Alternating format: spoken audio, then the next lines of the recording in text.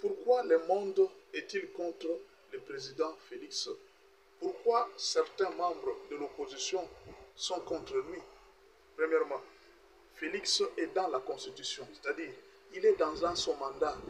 Le mandat de Félix va prendre fin en 2028. Mais pourquoi il doit y avoir des campagnes pour le faire partir alors que c'est nous qui avons choisi la démocratie? Il y a des gens qui combattent Félix pour dire que non, Félix ne doit pas changer la Constitution.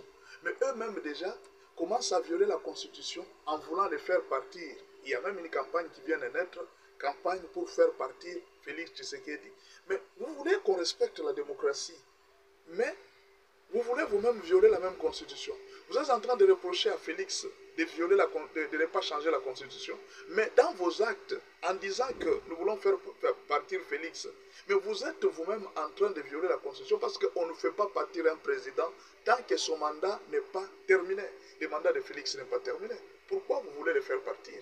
Qu'est-ce qu'il a fait de mal jusque-là pour le faire partir? Il est en train de défendre son pays, il est en train de gérer son pays tant bien que mal. Même s'il ne réussit pas à gérer bien le pays. D'après les lois du pays, le président Félix doit être remplacé en 2028 par un autre président qui doit bien mener sa campagne en montrant au peuple tous les défauts de Félix et les peuples vont dire non, Félix n'était pas un bon président. Nous préférons ce nouveau président qui vient. C'est comme ça que les choses se sont passées aux États-Unis avec Donald Trump et les restes. Maintenant, pourquoi vous aimez la démocratie? Vous êtes en train de condamner Félix, ce n'est pas changer la Constitution. La Constitution doit rester comme ça. Mais si la Constitution doit rester comme ça, mais laissez Félix terminer son mandat, pourquoi trop de campagnes? Pourquoi trop de tentatives de coup d'État? Pourquoi trop de guerres? Pourquoi les autres prennent des armes? Alors que vous-même, vous choisissez la démocratie à un certain moment.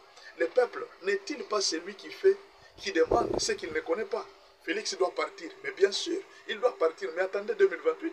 Pourquoi vous ne patientez pas pour attendre 2028? C'est ça la démocratie. Il est là. Qu'est-ce qu'il a fait de mal? Il a triché quoi? Il a volé quoi? Il a fait quoi de mal pour qu'aujourd'hui, les gens puissent prendre des décisions pour faire campagne, pour faire partir Félix? Nous aimons la démocratie, respectons la démocratie. Jusqu'en 2028, Félix Tshisekedi, s'il n'aura pas bien géré le pays, le peuple va le faire partir. En tout cas, ne vous en faites pas. Ce que nous demandons aux opposants, aux uns et aux autres, au lieu de prendre des campagnes pour prendre les armes, prendre ceci, moi je pense que vous devez faire la campagne. Vous-même vous dites que Félix ne fait rien. Félix ne fait rien au pays. Mais ce sont déjà de bons arguments pour la campagne. Là au moins vous allez prouver au monde que non, nous avons un président qui ne fait rien et le peuple va le refuser comme les Américains viennent de refuser Joe Biden. C'est-à-dire, préparez-vous aux élections, commencez déjà à préparer le peuple à faire partir Félix en 2028. C'est ça une bonne démocratie. Et non faire des combines, genre, nous allons les tuer, nous allons l'éliminer, nous allons faire le coup d'État. Pourquoi le coup d'État? Mais alors pourquoi vous voulez la démocratie? La démocratie, c'est un exercice où on est en train de débattre sur les idées, sur les actes, et non prendre les armes. Nous ne pouvons pas encourager les gens à prendre les armes dans une nation. Alors je reviens au président Félix pour lui donner quelques conseils que moi je trouve. Alors si vous êtes peut-être conseiller du président Félix, vous devez essayer chaque jour de faire voir, pas seulement lui, mais toutes les autorités. Si vous êtes chef, vous devez savoir ce qui se passe dans une nation, dans un pays. Quand est-ce que Dieu décide de faire partir une autorité? Et là je donne un conseil à tous ceux qui sont en train de chercher à faire un coup d'État, à tuer Félix ou à détruire sa vie. Je vais vous donner un seul conseil. Ne combattez pas une personne soutenue par Dieu. Si vous voulez aujourd'hui faire tomber Félix, poussez-le à l'erreur pour que Dieu puisse les haïr. C'est alors que vous allez les faire partir. Alors suivez-moi ce que je vais vous dire. Comment est-ce que Dieu fait partie des autorités? Comment est-ce que les autorités... Vous allez vérifier toutes les autorités que Dieu a fait partir. Que ce soit à l'Assemblée nationale, que ce soit dans toutes les institutions où il était ministre, il est parti. Vous allez voir que dans beaucoup de cas, beaucoup d'autorités sont parties en dehors des mandats. Vous allez voir que beaucoup d'autorités sont parties pour avoir commis l'une des erreurs suivantes. Et ça, je suis en train de demander au président Félix d'éviter de commettre cette erreur parce que beaucoup de gens sont en train de chercher à lui ôter la vie, à les renverser. Beaucoup de gens, surtout avec ce qui se passe à l'Est là, avec les mafieux internationaux, beaucoup de gens sont en train de chercher à les faire partir. Mais alors, pour sa protection, pour protéger votre pouvoir, je vous donne 5 ou 6 secrets. vous devez veiller à ces secrets. Ça doit rester pour vous comme des secrets de toute la vie. Et si demain, vous qui me suivez, vous comptez devenir président de la RDC, suivez ces conseils que je vous donne, ça pourra vous aider. Premier conseil, quand est-ce que Dieu écarte quelqu'un du pouvoir? Dieu écarte quelqu'un du pouvoir quand la mission que Dieu vous a donnée, vous vous éloignez de cette mission. Dieu vous donne une mission. Vous devez rester dans cette mission. Mais pourquoi vous vous éloignez de cette mission? Vous allez lire dans le livre d'Ésaïe 45, verset 4. Dieu dit, je t'ai connu alors que tu ne me connaissais pas. Je t'avais doté d'un pouvoir pour que tu puisses terrasser les nations. Alors, n'oublie pas la mission que Dieu vous a donnée. Que ce soit pour le peuple congolais, que ce soit pour tout le monde. Monsieur le Président, n'oubliez pas votre mission. Monsieur, Madame la Première ministre, n'oubliez pas votre mission. Monsieur le ministre, n'oubliez pas la mission que Dieu vous a donnée.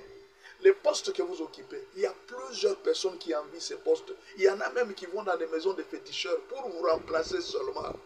N'oubliez pas la mission. Tant que vous êtes dans la mission que Dieu vous avait donnée, il n'y a personne qui va vous bouger à votre place.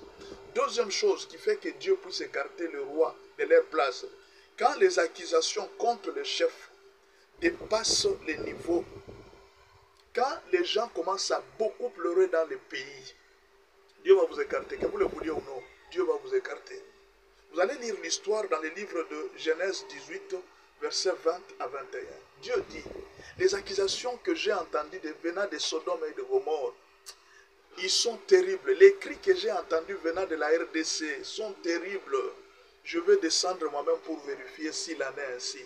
C'est ainsi que Dieu était descendu à Sodome et Gomorrhe. Les résultats, après les enquêtes de Dieu, Dieu était obligé de brûler Sodome et Gomorrhe.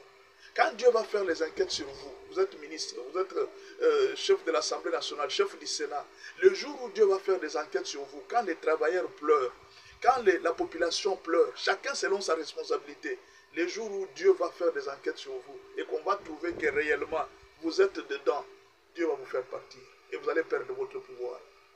Ne permettez jamais, sous votre gestion, que beaucoup de gens puissent pleurer. En tout cas, essayez le plus possible d'essuyer les larmes de la population, les larmes de travailleurs, les larmes de salariés, les larmes de tous ceux que vous êtes entre eux. J'ai vu la décision que vous avez prise dernièrement sur les gens qui travaillent chez les Indiens, chez les Chinois. Ces gens sont en train de pleurer chaque jour. Quand vous essuyez leurs larmes, la population est dans la joie. Quand vous amenez de l'électricité ici, vous amenez de l'eau là-bas, la population est dans la joie. C'est alors que votre mandat augmente. Dieu fait des choses comme ça. Sinon, s'il y a beaucoup de pleurs, vous allez perdre votre mandat. La troisième chose qui fait que Dieu écarte les autorités, c'est quand on vole les biens de la population. Quand dans la maison des autorités, des gens qui gèrent le pays, il y a les deniers publics. Vous allez lire ça dans les livres d'Ésaïe 3, versets 13 à 15. Dieu dit, je suis venu en jugement pour voir, dans vos maisons se trouvent les deniers, la richesse des pauvres, les biens des pauvres se trouvent dans vos maisons. Si le président, si les chefs laissent les gens voler l'argent, prendre l'argent, tricher par-ci par-là, et que l'argent du peuple se trouve dans la maison des ministres, dans la maison des gouverneurs, dans la maison de tous ceux qui gèrent avec vous, Dieu va vous écarter de votre pouvoir. Parce que Dieu ne sera pas content. Lisez ça dans les livres d'Ésaïe 3, versets 13 à 15. Quatrième chose que Dieu, qui a fait que Dieu se fâche contre les autorités, Dieu permet parfois que dans les pays, il y ait des occultistes, il y ait des sorciers. Dieu ne les tue pas. Parfois au pouvoir, il peut y avoir des gens qui veulent toucher à la sorcellerie, qui sont en train de diriger les pays. Dieu n'est pas dans ça. Mais le grand problème, que votre pouvoir, que votre autorité, votre occultisme là, ne touche pas à l'église. Ne combattez pas l'église du Seigneur. Ne détruisez pas les serviteurs de Dieu. Ne touchez pas. Un jour, il y a un roi qui voulait... Et la deuxième chose avant d'arriver à ce roi, ne vous faites pas Dieu. Ne prenez pas la gloire de Dieu, que ça devienne votre gloire. Soyez humble, malgré vos fétiches. Écoutez, Acte 12, verset 20 à 23, vous allez lire ça et vous allez voir. Vous allez voir dans les Écritures qu'Hérode a été tué. Pourquoi? Parce que les gens commençaient à dire que non, celui-ci c'est un Dieu. Ne vous faites jamais passer pour un Dieu, demain vous allez regretter.